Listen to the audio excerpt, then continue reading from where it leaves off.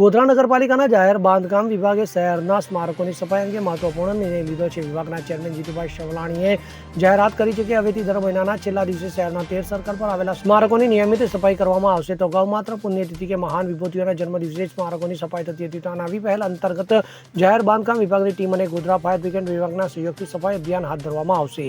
બાંધકામ વિભાગના ચેરમેન જીતુભાઈ સાવલાણીએ અધિકારી દિનેશ કામોલ અને તેમની ટીમ સાથે બેઠક યોજી આ નિર્ણય લીધો હતો. યોજનાના પ્રથમ તબક્કા અંતર્ગત આરટીઓ સર્કલ પાસે આવેલા સ્વર્ણિમ સર્કલની સફાઈ કરવામાં આવી અને પાણીથી ધોવામાં આવી હતી. ત્યારે આ પહેલને નગરજનો દ્વારા આવકારવામાં આવી છે અને બાંધકામના વિભાગના ચેરમેનનો આભાર વ્યક્ત કર્યો છે.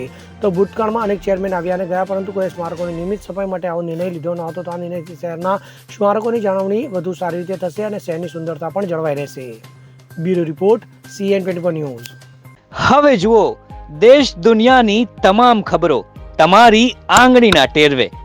ઉઠાવો મોબાઈલ અને ગૂગલ પ્લે સ્ટોર પરથી ડાઉનલોડ કરો અમારી CN24 ન્યૂઝ મોબાઈલ એપ.